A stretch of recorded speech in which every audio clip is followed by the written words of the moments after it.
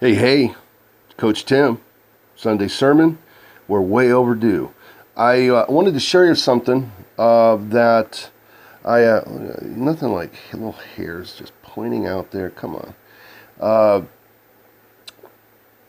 I wanted to point out something to you that is interesting. It's come from a lifetime of study of uber successful athletes, and it matters to us as business people also. It's just that in the business world, we don't often get the truth on why people are successful.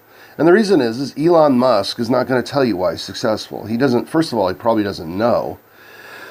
And then second of all, he's not going to give up any advantages to his competition. So you can get some of his reasons for success, some of his beliefs, etc.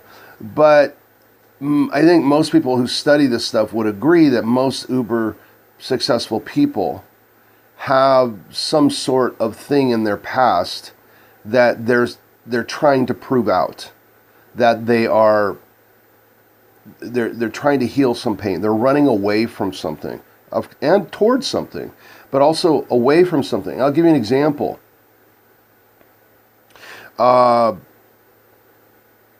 The other day I read an article where this football player plays for the Houston Texans, grew up typical, inner city story, grandparents in jail or whatever, or uncles in jail, dad dead, single parent, tons of kids, etc. And to this guy's credit, he decides he will manifest his potential, shall we say, through football. Not a great physical guy, as they said in the article. It wasn't anything special as far as that. He's not going to break any world records for speed, but he's a good athlete. He's not in the NFL unless he's a good athlete. But there's better. He's been in trouble off and on quite a bit, actually, I think, for getting in trouble for substance abuse. And then, so they go back to his beginnings, and he said he wanted to prove to his mother that she should still want him. Now, imagine growing up with that kind of psychology. Something is seriously screwed up somewhere, right? So that's devastating. What I'm here to tell you that is your disadvantage when you're up against people like that. It's almost like the person has nothing else to lose, right? I'm going to go, the movie, I'm going to go in, I got nothing else to lose, man. And they don't care if they get killed. They got nothing else to lose. So they go, they burn the boats, so to speak. That's our disadvantage when we grow up in, Happy Town, USA, and we were raised by parents, no one's perfect, but hey, we were raised in a happy family. Even if it's one parent, there was a community around, from family to the real community, the church community, or the school community, or the town community, full of great mentors, great role models that would make sure that this kid does well, and is, as I like to joke when I talk about this, they are on their way on that Maslow's hierarchy, right? They're getting it, and so psychologically, and think about this, the more successful people in sports and in football are the ones that are a little twisted. And I would say this is why we see this with really uber successful people in other industries. It's just that sports are more transparent. And so I think we're able to get better studies done through them than through studying business people and trying to role model actresses and musicians. Excuse me, I'm getting over a cold.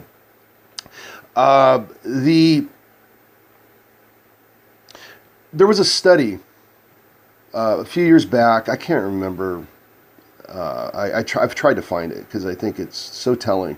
But they studied people that have made it to the top of the charts in music. And what they found was a lot of them thought that they were at the pinnacle of their profession because God wanted them to be. And I've always found that a little bit crazy. Like praying for a win, right? Because God wants you to win other than the other team. So I've always thought that a bit crazy and superstitious, but the advantage goes to the crazy, and that's the point. So having to go against that is going to require a belief system that is missing a little bit of social proof built into it, or a little bit of psychological damage, as in the case of our football player, built into it. How do you go against that? And it takes a lot of mental strength for somebody who is balanced, right? They say, we want a balanced lifestyle. Well, people who are uber successful oftentimes aren't very balanced. So, if you want to be great at business and not getting 12 divorces, we need to be more psychologically balanced. And I still think, the psychologically balanced guy could make it into the NFL. It's just they need to build in motivations that are not as typical and easy, frankly. I mean, I'm not saying, thinking you need to prove to your mom that you're wanted is easy, but it's a lethal motivator. And wherever he was going to point himself into, he was going to get there 100 miles an hour, because that's a hell of a motivator. Or thinking a deity wants you to be successful. I can't let down the deity, can I?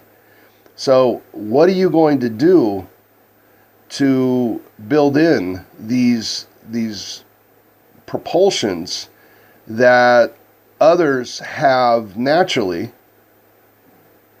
How do you create them yourself, and then build in another advantage that some of these people have? Like if a deity, you look at your church and there's social proof. Social proof is basically lots of others that are saying the same thing, essentially an agreed upon reality. And so you look at your church and the church is saying, "Hey, God wants you to succeed." Well, there's my proof. As long as I buy into that and believe that. So what are you going to do to buy into the belief? If you believe in God, do you believe? Well, believe then that God wants you to be successful. And if you have a hard time thinking, well, doesn't he want everybody to be successful? Well, then just accept that he wants everybody to be successful. Why not? And maybe the other people just aren't accepting it. And hey, if you're going to be altruistic, go help them accept it also. But I'm going on a different tangent.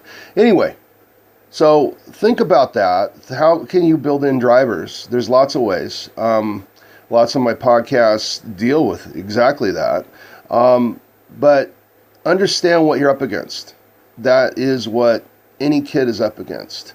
There's a lot of kids with a lot of talent that are coming up, getting scholarships and going in the NFL, and I'll bet you dollars to donuts that a lot of them got a chip on their shoulder and got something that they're pissed off about.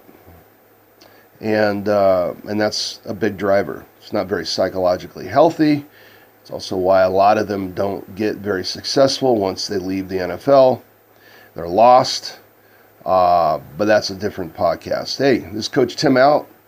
Hopefully this has been helpful. This has been the Sunday Sermon.